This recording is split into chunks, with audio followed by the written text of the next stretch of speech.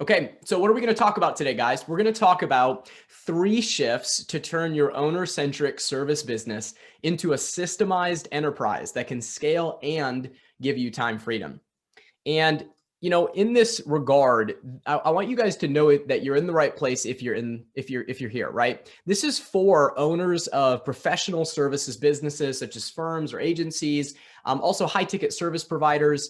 And we've helped many other service-based businesses that fall outside of those categories. But some of the systems I'm talking about today, especially when we talk about the dynamic between marketing and hiring, we found that it most closely aligns with kind of our approach for people who are, firms, agencies. We also have, practices, accountants, lawyers, software developers, any service-based business where you're having a deep engagement with a client. And oftentimes the owner ends up getting stuck in fulfillment.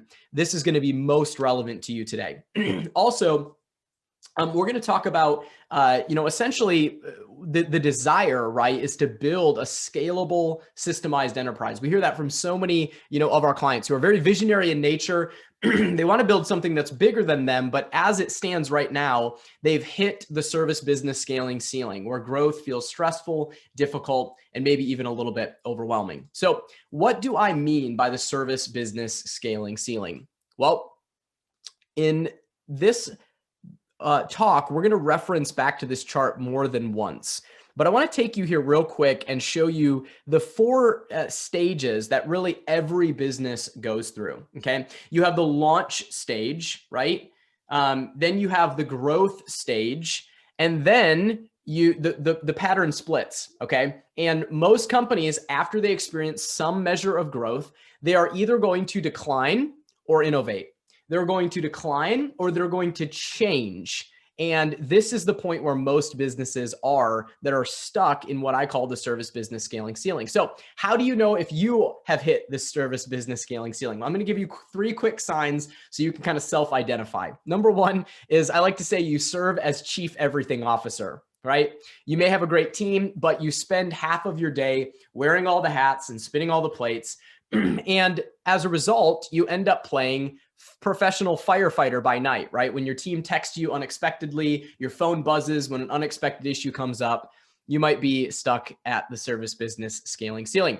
You also might be stuck with the service business scaling ceiling if you're unable to assemble a team that you fully trust, okay? This doesn't mean you don't have great people, and it doesn't mean you don't have, a solid team. It just means that you can't fully trust your team to own the day-to-day without you intervening. You have to micromanage. You have to be there to spot issues and make sure that they deliver the way you would do it, which results in intervening or micromanaging, right? Or worse, you have to waste more money and time firing and rehiring, right? How many of us have been through that experience? That's so much fun.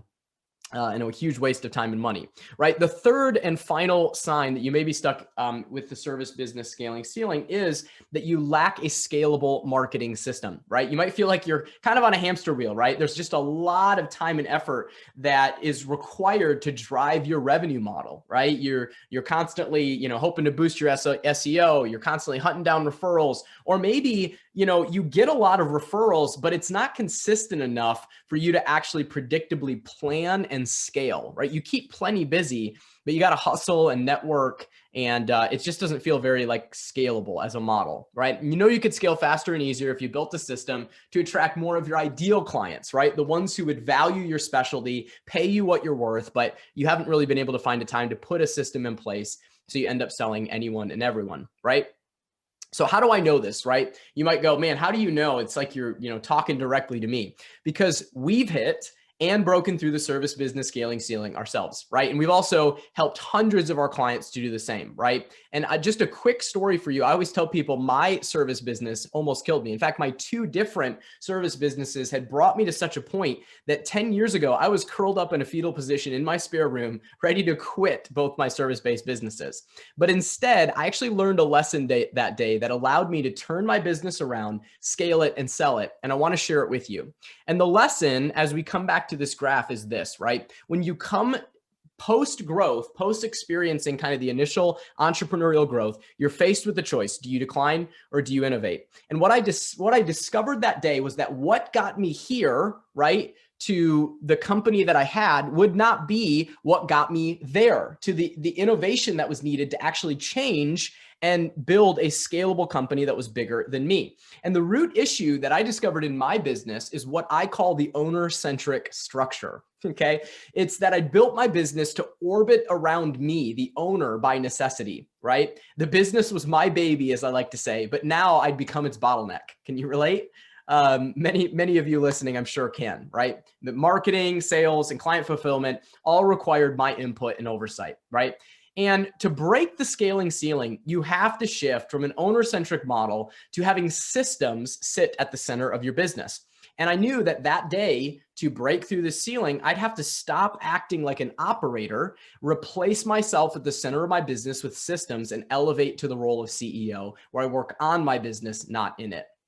And that leads me to this slide, where over time, we've really codified down the role of a CEO to a few simple things. We get people asking all the time, like, how do I really become the true CEO of my business? Because all I'm used to is being, the expert service provider or a professional firefighter. Well, there's three kind of abilities, three kind of roles that you need to master as the CEO of your company, right? The first is creating and communicating clarity. This is huge. Most owners are not nearly as clear on their business vision and strategy as they think they are. And their team certainly isn't, because they haven't communicated what clarity they do have, right? So you must master this if you want to build a team, a vision, a mission, and a business that's bigger than you. Secondly, you then have to assemble an A-player team around that clarity, right? You have to get the right people in the right seats who are actually as committed to your vision as you are, and who share your values and are willing to actually execute better than you would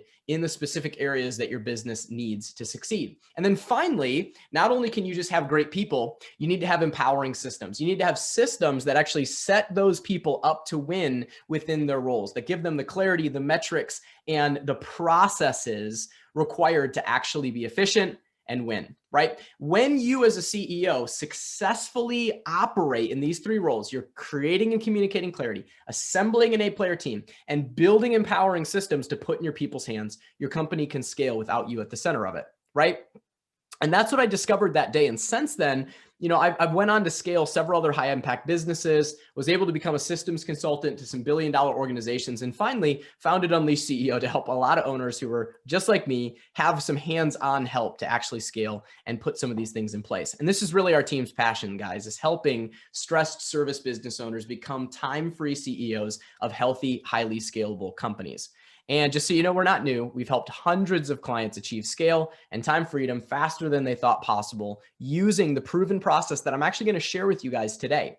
And we call that the Unleashed CEO system. Okay. And it's really involved with, there's just really three main things. You can call them shifts, or you can really call them systems, because they're both, okay? These are shifts that you have to make as a CEO, and then systems that you have to put in place for your team. I'm gonna say that again, because it's really good. All three of these things are shifts that you have to make as a CEO, and then systems that you have to put in place for your team. So what are they? Well, I'm gonna walk you through them quickly, and then we'll go deep, right? The first one is you must have a scalable strategy, right? If your strategy is not scalable, you will not succeed in empowering a team profitably, and you will hit the service business scaling ceiling, right? The essence of business starts with vision and strategy. And I see so many owners after a long time of doing this, being in the game, experiencing disappointments, get cynical, and they stop getting, they stop getting strategic, and they stop having a vision. And when that happens, you have zero alignment on everything else that we're going to talk about throughout this time. So if I'm speaking to you and you're like burned out, you're a little cynical, I'm just going to tell you, man, like the strategy is the first step for you. You have to understand this, and we'll talk more about that in just a minute. Secondly, with that strategy, you must empower a self-managing team. I'm unbelievably shocked by how many businesses we walk into with owners where their team is literally a bunch of babies, right? And there's just babysitting that has to happen all the time. And some of that is, sure, you might have the wrong people, but some of it is on you as the leader. Like you kind of raised them with that expectation. There were a lack of systems or clarity. But the end, point I'm trying to make is that your business cannot scale if you are constantly playing the role of micromanager. Okay. At the end of the day, if you have a great vision, great systems, and a great team, you should primarily have to lead your team, and the systems and metrics will manage them. I'm going to say that again because it's really important for some of you guys to hear. If you have the things we're going to talk about in today's session, you should be able to primarily lead your team, inspire them, develop them, invest in them, communicate with them, right? Clarify for them, lead them, right? But not manage them. The systems and metrics should do most of the heavy lifting for you there, okay?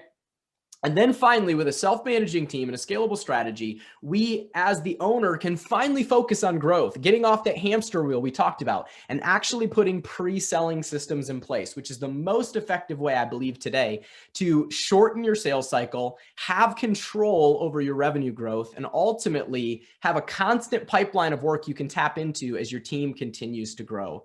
Right? So let's dig into these three components, guys. And don't forget, drop in the comments as questions or comments come to you guys. I want to see them and I want to answer them at the end of today. Okay.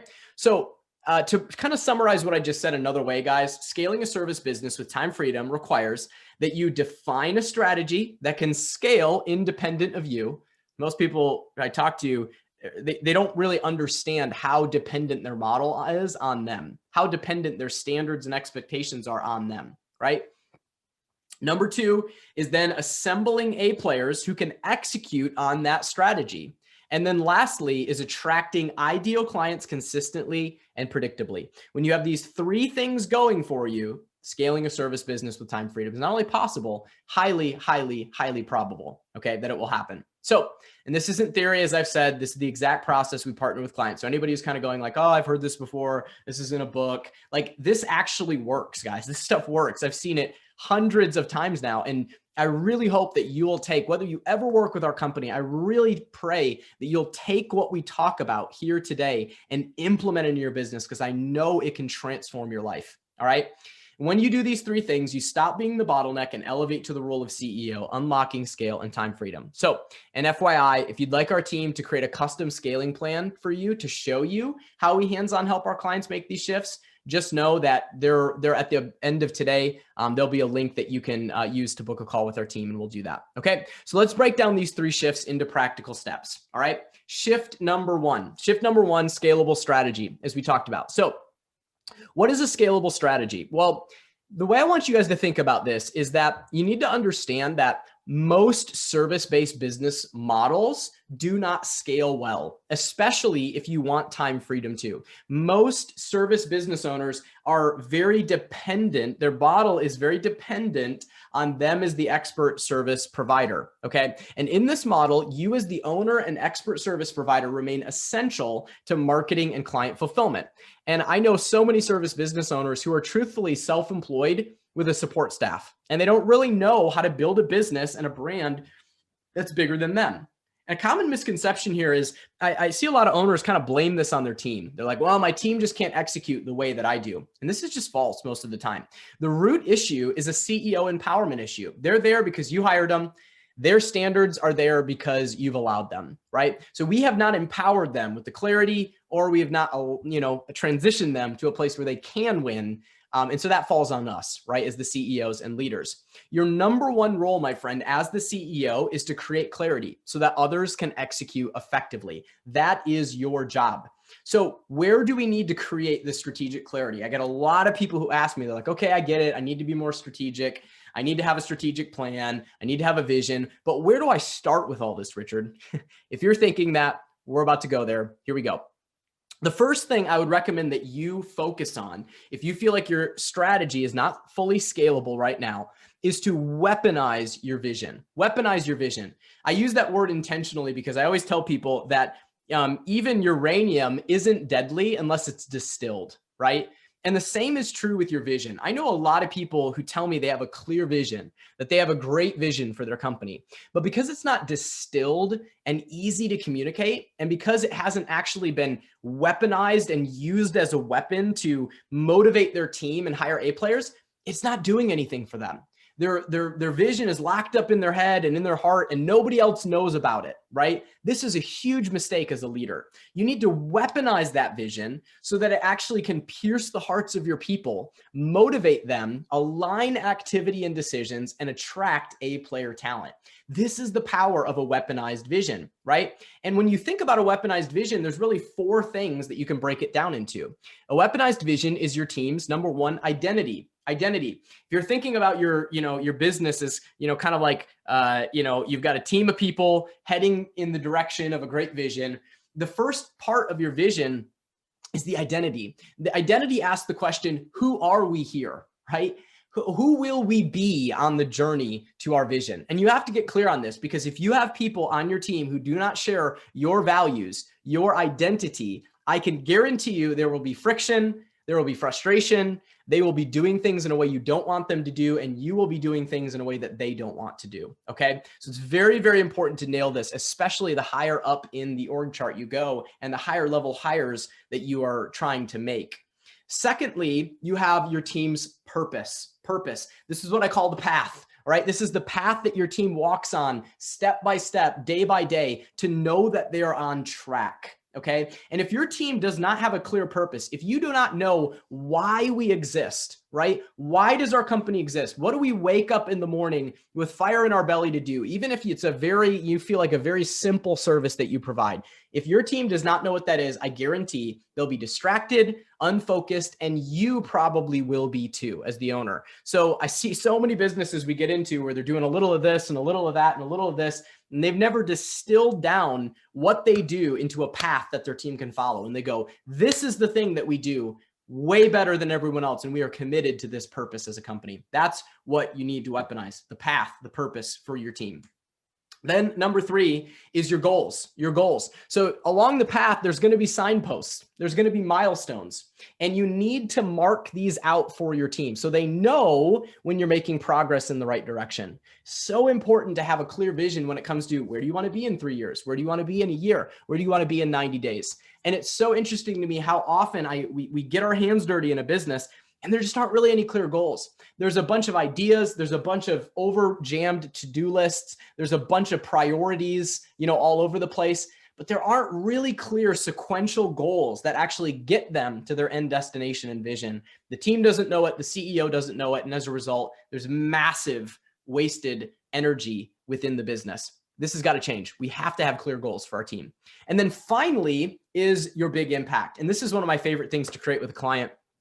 But, for your company, you have to answer the question, what is the destination your team is heading towards? If your team doesn't know the destination, again, day-to-day decisions will very rarely be aligned. But if they know, hey, this is the big impact we want to make on our market, on our industry, on our region, on our community, whatever that is, when your team knows what that is, it aligns so much focus, decision-making, and activity. And you need to know what that destination is that you're aiming for so your team can row in line with you as well. Okay. So this is how we create a weaponized vision: identity, purpose, goals, and your big impact, right? So write in the comments as you guys are thinking and watching right now, what's the biggest question you guys have around how to create a weaponized vision, how to create a clear vision that is obviously compelling to your team, but also is helpful and usable, for you as the CEO. I'd love to hear you guys' questions or thoughts on that, because I think it's one of the most common areas people get tripped up.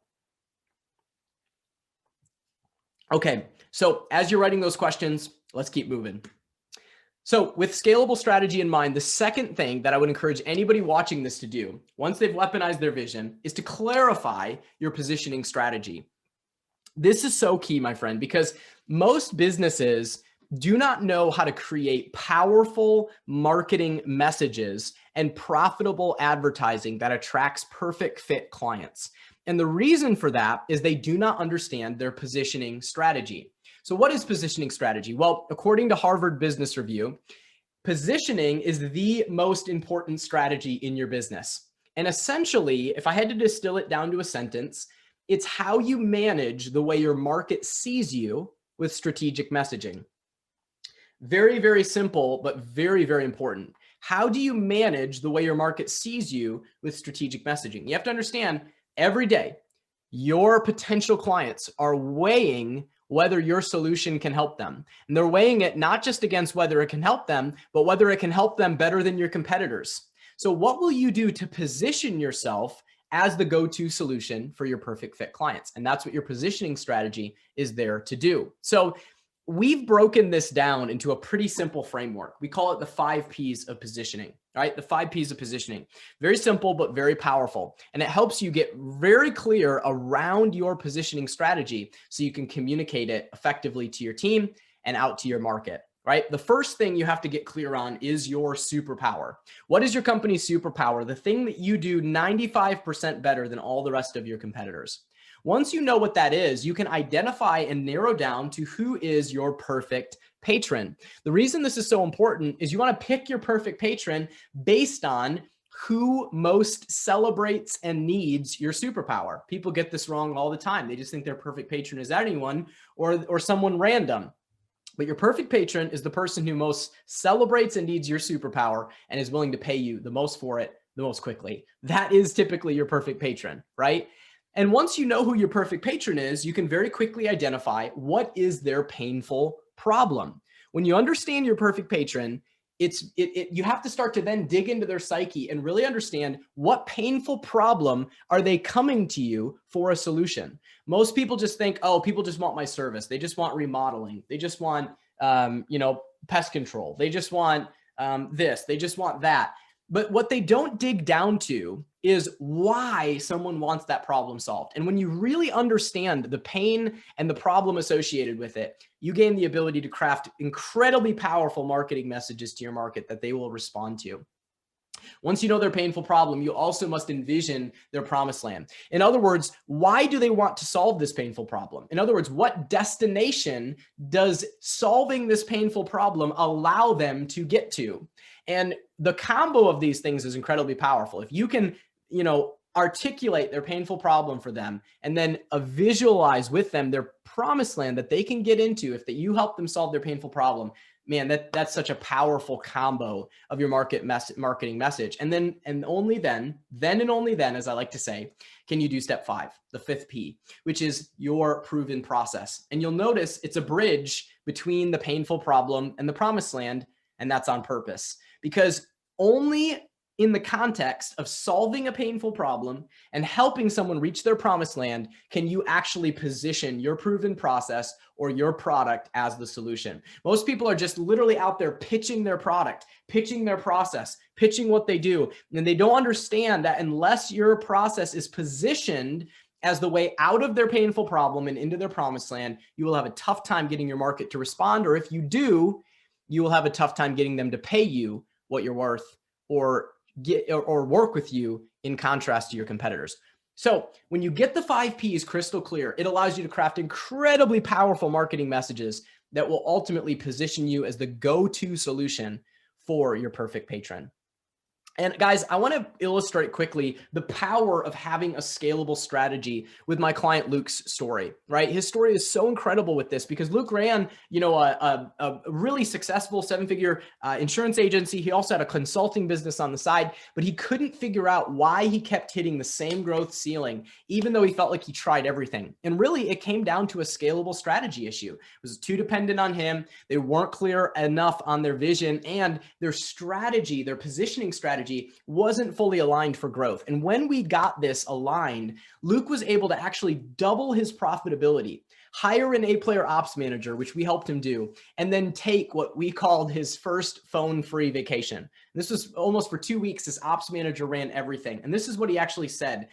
We don't have that slide. You don't get to see what he said. But what he said was, he actually said, I can't believe that I'm working less than I ever have, and I'm making more. That was just mind-blowing to him that he was able to truly do what we talk about, which is scale, but actually have time freedom. And that's the result of having a great scalable strategy. So I hope you will take this to heart and implement this in your business too, so you can have that same result. So before we move to shift number 2, self-managing team, just one more request. What questions come to mind for you guys when you think about your scalable strategy? When you think about, the 5 Ps of positioning, crafting powerful marketing messages, or, even potentially just communicating your vision to your team, like we just talked about. Feel free to drop those in the comments, guys. The real meat, the people who are going to get the most out of today are the people who ask questions. I guarantee it, who get specific. And we always have incredible breakthroughs during those Q&A times. So make sure to be thinking of your questions, jotting them down on paper, or dropping them in the comments as we prepare for that time. All right, so y'all ready to get to shift number 2? Shift number 2. I can feel some of you guys, you're like, oh my God, I need a self-managing team, please. Let's go. I hear you, my friend. Self-managing team, here we go. A common misconception, guys, that I want to start this section with is this, that when people think about having a self-managing team, the number one objection I get to that concept is that, well, it's just not possible in my industry. There's not trustworthy people in my industry. There's not enough good people in my industry. The hires I'm hiring for are too low level. You really can't trust anyone in this industry, right? And a lot of this is built around cynicism and past experience and pain. But my friend, it is not the truth. It is a experience, but it is not the defining experience. The truth is, oftentimes we have a structure problem. It's not that there aren't great people. It's that we haven't structured our organization in such a way to attract the right kind of people and empower them. And this is where we come back to the owner-centric structure, right? Remember this? The owner sits at the center of the business. You can never have a self-managing team, right? It is literally impossible. Even if you have great people, even if you have great systems, if you refuse to get out of the center of your business, you will screw this up. And I know, because I've seen it for a fact, right? So functionally speaking, you have to empower the right people in the right seats. Guys, it's an age-old, timeless business advice that never goes away. Right people in the right seats and fully empower them with systems. Once that happens, right, your team should have the ability to self-manage, or you have a people problem, right?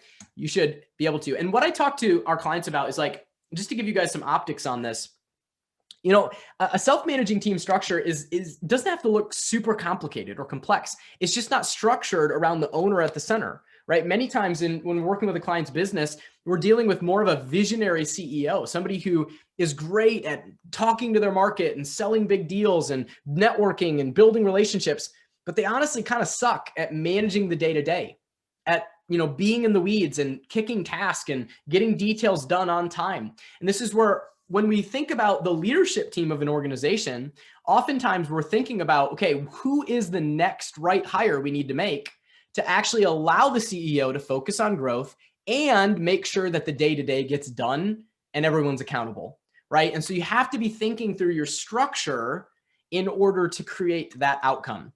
So the first thing I would advise anybody listening to us today to do, if you want a self-managing team, is number one, implement an A-player only hiring process. Like, lock this down in your principles. From here on out, no matter the need, we will only hire A-players here, right? Another mantra you can tell yourself is, we do not hire from desperation, we hire from vision, okay? And once you adopt this mindset, it becomes so much easier to have an A-player team, right?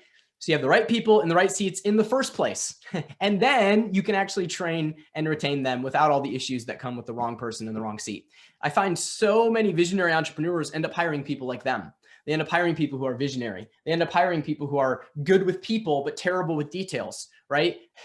This is a road to disaster, my friend. And many times that's why we handle all the heavy lifting of hiring for our clients. We help them hire kind of their operations-minded counterpart because it's just probably not your unique ability, if you're wired anything like me, to manage that hiring process. You might need to have somebody a little more detailed than you manage it, and then you just do the gut check interview at the end, right?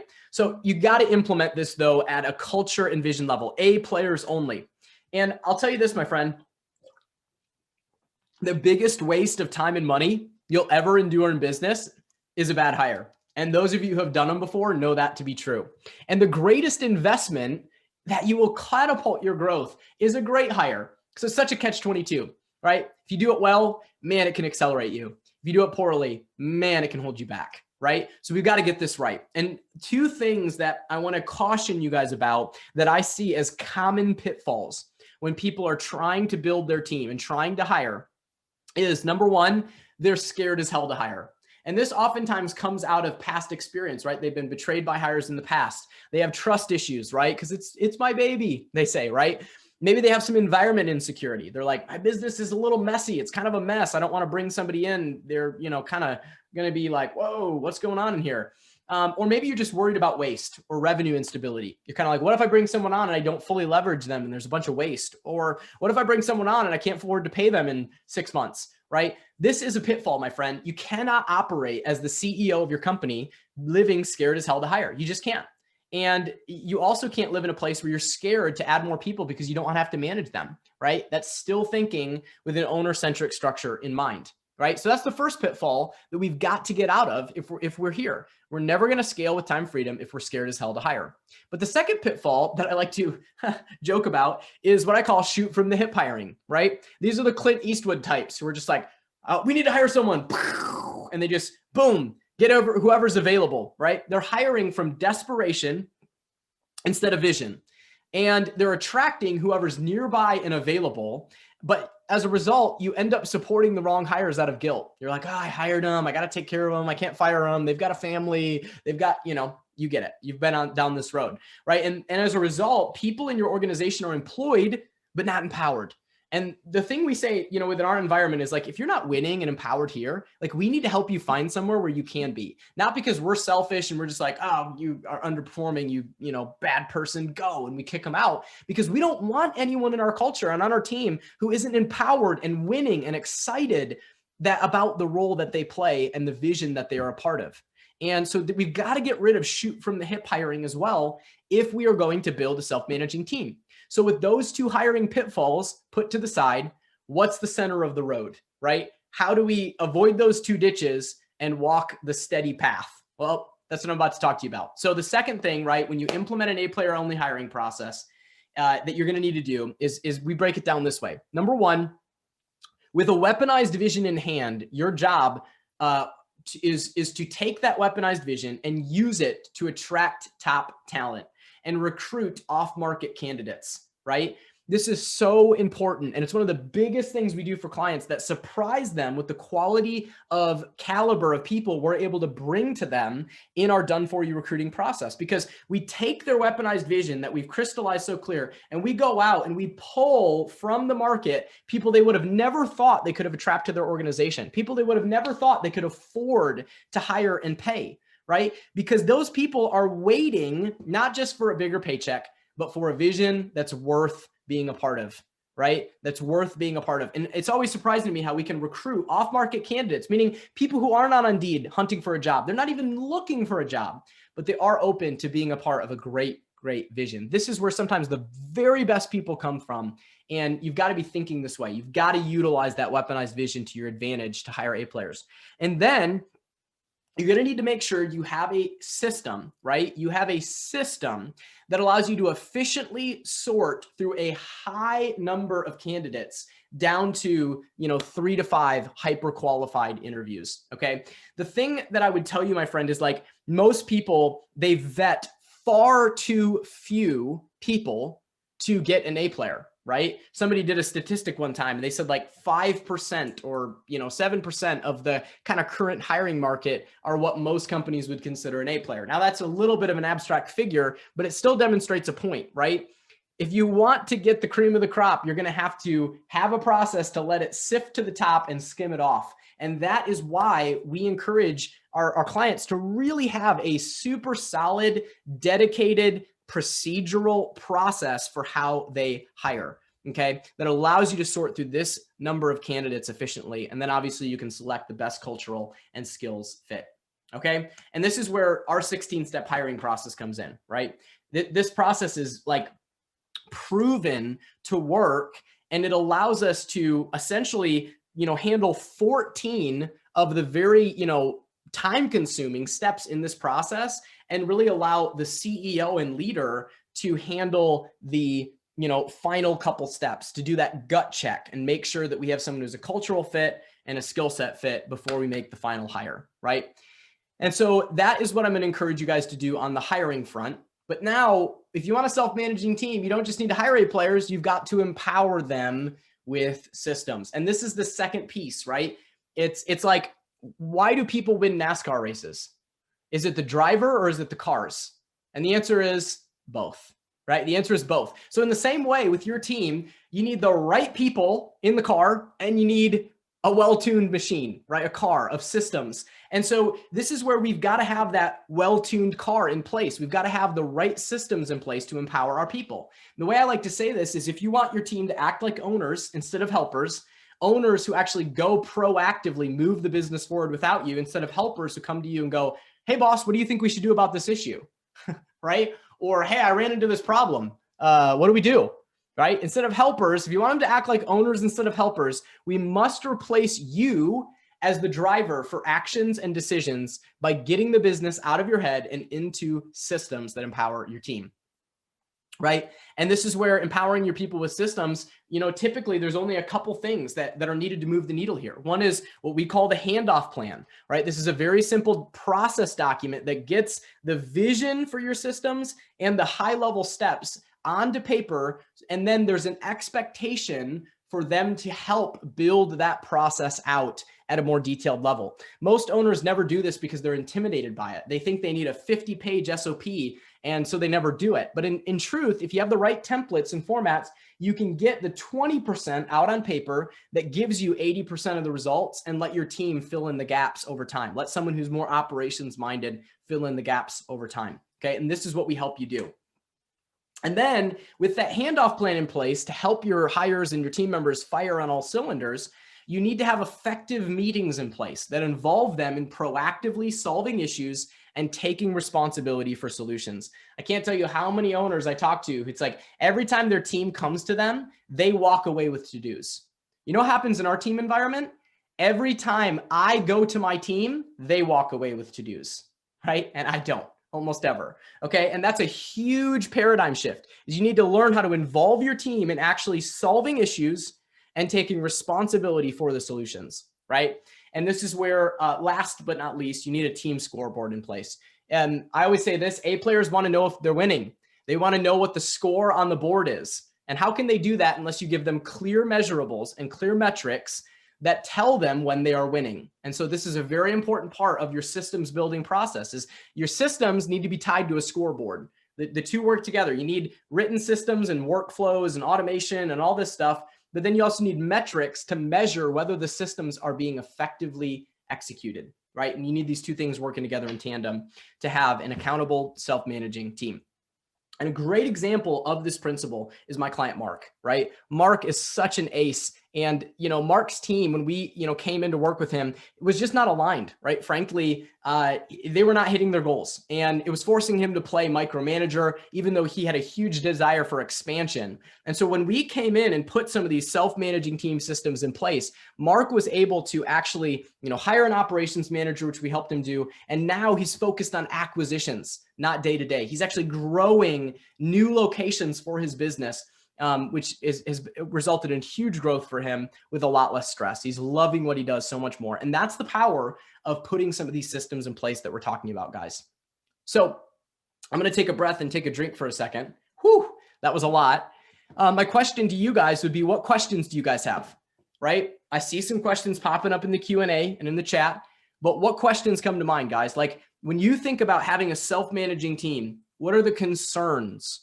What are the doubts? What are the voices in the back of your head that says, oh, that wouldn't work in my business because of XYZ? Or maybe you have a specific question about, hiring or metrics or systems, processes. We'd love to hear it. Drop it in the chat and let us know what it is. All right, guys, that being said, we're going to move on to shift number 3.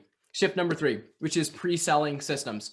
And this is one of the most exciting ones for many kind of visionary business owners that I talk to because they love the sales and marketing side of what they do.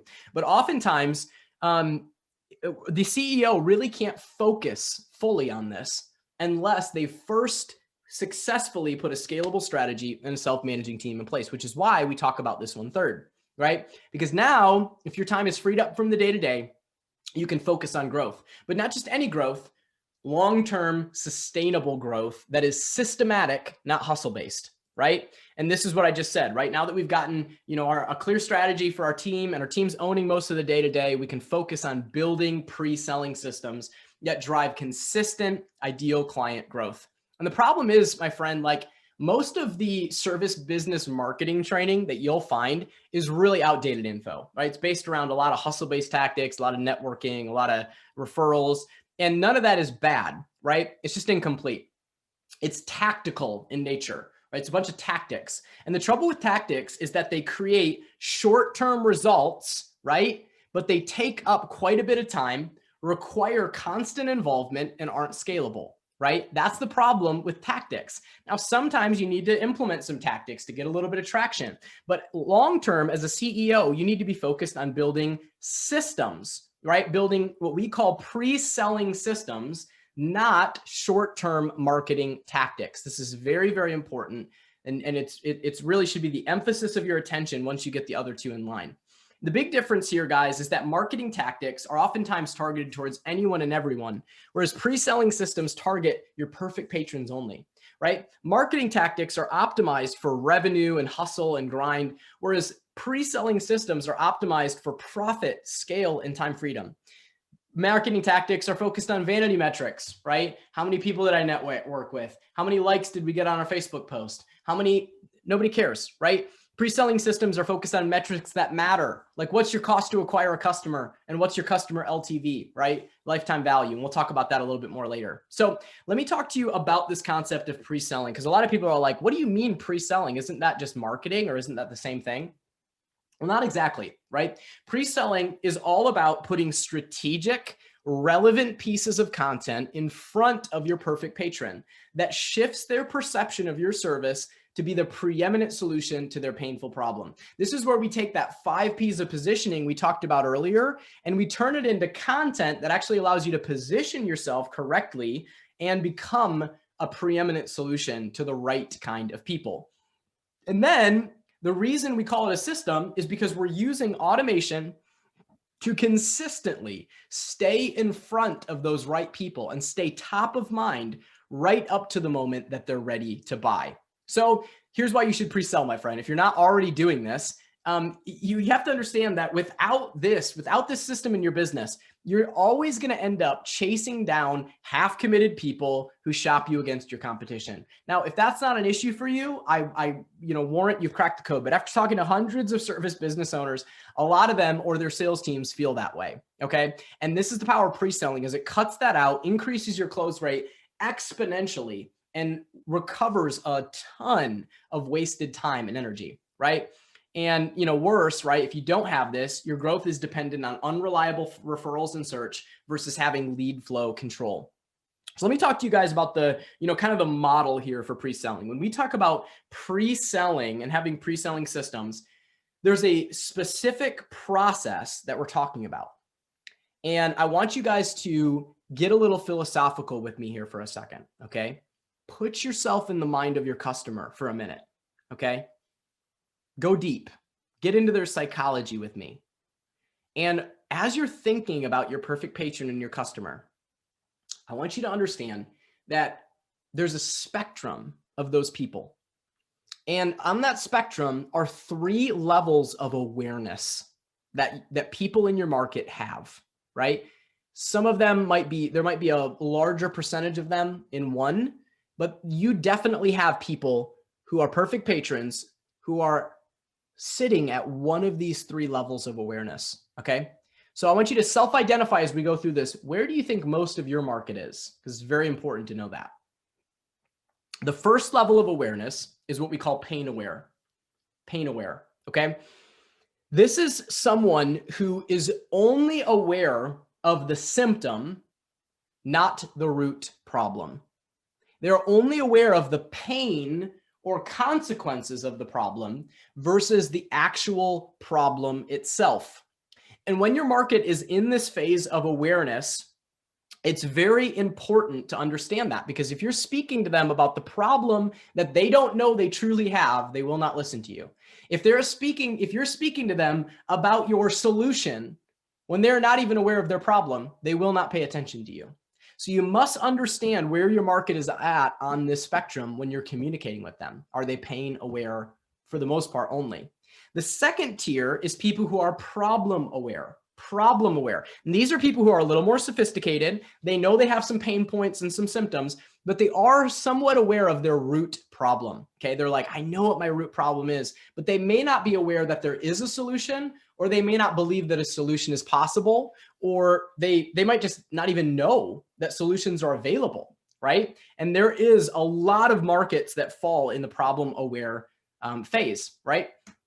Then finally, we have solution aware. And these are the highest intent group of people. These are people who are shopping you typically against your competitors. But what they need to know is, why is your solution different, better, and new, right? Why is it different and better than your competitors and new? Where it accomplishes the end result and solves their problem in a way that nobody else can do, okay? When you have a solution-aware market, you have to be very intentional with your pre-selling content, right? And based on where most of your market is, you have to cater that content a little bit to where they are and then move them up the funnel or down the funnel. So how do we do that? Well, in our process, when we work with our clients on their pre-selling systems, the first thing we're going to do, right, is we're going to work on what we call paradigm shifting content if they have a market that is, for the most part, pain aware, right? And that's where we're going to paradigm shift people from being aware of their pain to actually being aware of their problem. We're going to shift their attention from the symptom to the root cause. And the instant we do that, we establish massive trust and authority with our market. Psychology shows that that is the easiest way to develop trust, is shifting someone's paradigm. So if you want to gain trust with someone, just shift their paradigm from being aware of their pain and their symptom to being aware of their root problem. That shows someone that you understand their root problem better than they do, and it instantly makes you an authority in their eyes, okay? The second piece of content that we work on with clients is what we call pre-selling content. And this is the content that moves someone from problem aware to actually being solution aware. It speaks to their problem, but then it also presents a solution. It shows them that not only can their problem be solved, but it can be solved in a really extraordinary way, right? In a new way they haven't heard of. And this pre-selling content is incredibly powerful in converting, people who are just kind of like, I don't know, to people who are red hot, ready to buy, because they know that you have an incredible solution to their problem and they can see it and taste it and understand it, right? And then finally, the final type of content we teach our clients to work on and that we work on with them is what we call power offer content. Props to good friend Joel Irway for this term. But the idea here is just making your offer, right? I know so many businesses who, like, you go to their website, like you go, on their social channels, you go to their advertising, and they're just not really clear about their offer. And there are people in your audience who are solution aware, and all they need to know is why your offer is different, better, and new, right? And if they knew that, they would pick you. And so it's very important to have some content created around this to move people all the way down the funnel from pain aware to problem aware to solution aware to making a decision. And when you have this kind of pre-selling process in place, this funnel, so to speak, it gives you a massive ability to convert, your market wherever they are on the spectrum all the way down to a perfect fit client. Right. And this is what we teach our clients to do, right? We work very intentionally with them on their paid traffic and the referral traffic to actually set up a funnel, right? That for their business, that's going to allow them to gather leads, nurture those leads, pre-sell to those leads, and ultimately get them to become someone who is ready to make a decision about your offer and that they're excited about, right? And so that's kind of the process that we walk clients through a lot of times. And a great example of this is my client, Rick Abbey. Rick Abbey is such an incredible example, owner of Abbey Neuropsychology Clinic. And Abbey, I love Richard Abbey because he came to us and he very much admitted, right, I have no predictable systems, right, to bring perfect fit clients. He was already running a, seven-figure, neuropsychology clinic, but he really wasn't consistently getting the right people into his clinic. And he actually, with him, we innovated his model and we've scaled it substantially. Then he's on track to do more than double that revenue this year, might even do more.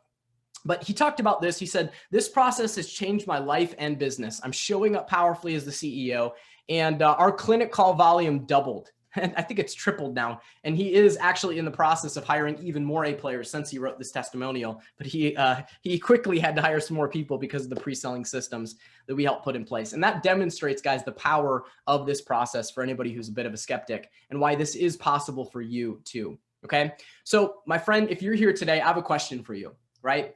As we've talked about the power, right, of having a scalable strategy, self-managing team, and pre-selling systems. And if you're sitting here and you know you've hit the service business scaling ceiling and you want everything we talked about today, or maybe you know that you just need one or two components of it and it would massively move the needle for your business, I have a question for you.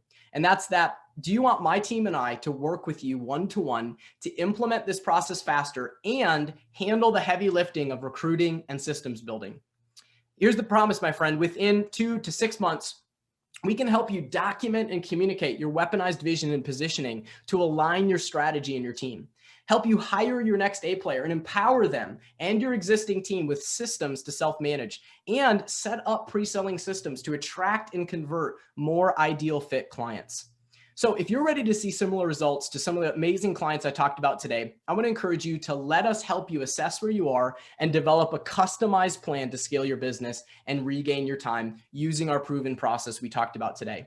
And here's what that process looks like. If you decide to book a call with our team, the first thing you'll do after you book the call is fill out a short assessment. This will get us, really in the weeds of understanding where your business is at and gives us the data we need to prepare your custom scaling plan. Then we'll actually sit down and do a consult with you and just make sure we gather the remaining of details that are needed to finalize that plan for you. And then finally, we'll actually present that custom scaling plan to you. Either way, you're going to walk away with a really clear plan of what needs to happen within your business, but then you can choose to let us handle the heavy lifting and execute alongside of you if you choose. So if you're ready, my friend, and you know that this sounds like something you need to explore more, even if you're 1% certain, you're like, hey, maybe this could work for me, I want to encourage you to schedule your consult. And my friend, we only offer to partner with businesses we feel 100% certain we can help, which is why we'll help you map out that plan first. So I want to encourage you that every one of the transformational case studies and client stories you've probably seen began with one of these calls. So schedule yours now, and together, let's reclaim your time freedom as you scale your business and become an unleashed CEO.